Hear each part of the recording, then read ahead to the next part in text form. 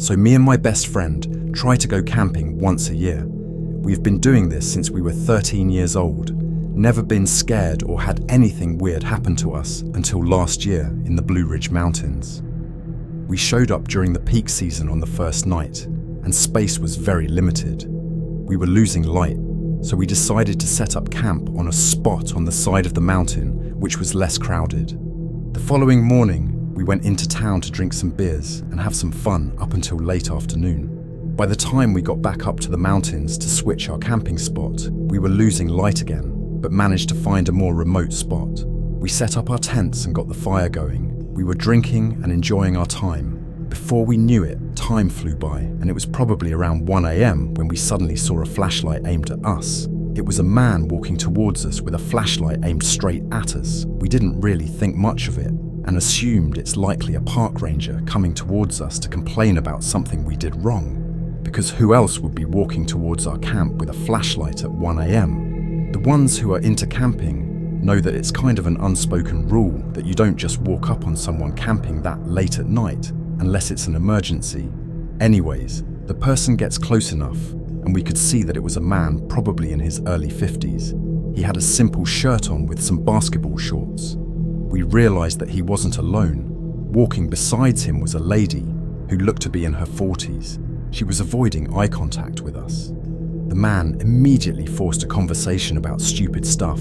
He didn't even acknowledge the time or the woman beside him. I instantly got a weird feeling. His eyes were darting all over the place, while we're talking to him about boring stuff like what model or style of lantern we had and how cool it was. He was saying weird stuff like how he used to be former law enforcement and stuff when out of nowhere he points his flashlight on our tents and says, "Oh, that's where you guys are sleeping, huh? Cool setup." The way his eyes and flashlight were moving around gave us both the feeling that he was trying to see how many of us were there and what we had on us or near us, because his eyes and flashlight kept scanning the ground around us. We had our suspicions that we were getting sized up by this weird guy and a lady at 1 a.m. in the middle of a mountain far away from people. Once this guy saw everything around us, he kind of paused for a minute, ended the conversation, and walked off into the woods with the lady. The way his eyes and flashlight were moving around gave us both the feeling that he was trying to see how many of us were there and what we had on us or near us, because his eyes and flashlight kept scanning the ground around us. We had our suspicions that we were getting sized up by this weird guy and a lady at 1 a.m. in the middle of a mountain far away from people. Once this guy saw everything around us, he kind of paused for a minute, ended the conversation, and walked off into the woods with the lady. Once his flashlight disappeared, me and my friend looked at each other, and without me saying anything, he looked at me and said, "We're packing our stuff and getting out of here right now." So we did. This was the most unsettling thing I have ever had happen while camping. I think this guy was going to wait until we were asleep and come back. I just don't know for what, but I do know for sure that he was planning something. I'm glad I listened to my gut feeling, and we left before something bad happened. Always trust your gut feeling. It could save your life.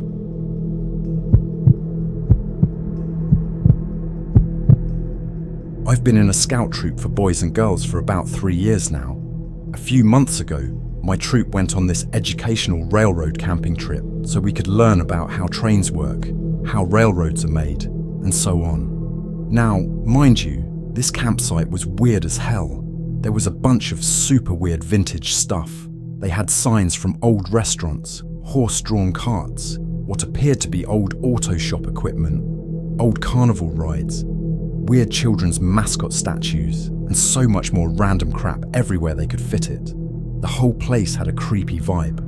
On the second night of this camping trip, my best friend, let's call her Annie, and I decided to sneak out of the campsite. Not super far, of course. I don't even know if you could call it sneaking out because we were just sitting in the field behind our campsite about 50 feet away. Annie and I were sitting there talking when all of a sudden she froze. I asked her what's wrong. She very quietly told me to look over near a tree. I looked at where she told me to look, and what I saw made me also freeze out of fear. Between a tent and a tree, there was a very dark, almost human-like figure. almost like a solid silhouette. It was completely still, way more still than humanly possible. Due to it being nighttime, we couldn't see any facial features or anything. All we saw was a black figure in the distance. Annie and I sat there for a good 10 minutes, quietly bickering back and forth, because now both of us could feel this thing's presence, and neither of us wanted to know what would happen if we stood up, so we just sat there frozen in fear. At this point, both of us were horrified, and I was trying to delude myself into thinking that it was just a trick of the light, and this almost worked, until all of a sudden the thing moved, and it felt as if it was facing us, staring right at us. Annie and I fell completely silent. We had no idea what to do. After a few minutes of us staring at whatever it was, Annie leaned over to me, and in the quietest whisper I had ever heard, she told me that she was going to count down, and on 3, we were going to run like hell back to our tent. She counted to 3, and we both stood up and ran as fast as we could back to our tent without looking back. Luckily, we both made it there safely.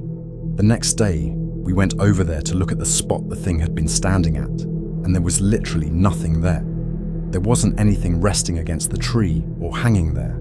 I still have literally no idea what it was, but we're both sure it was something. It wasn't just our mind playing tricks on us.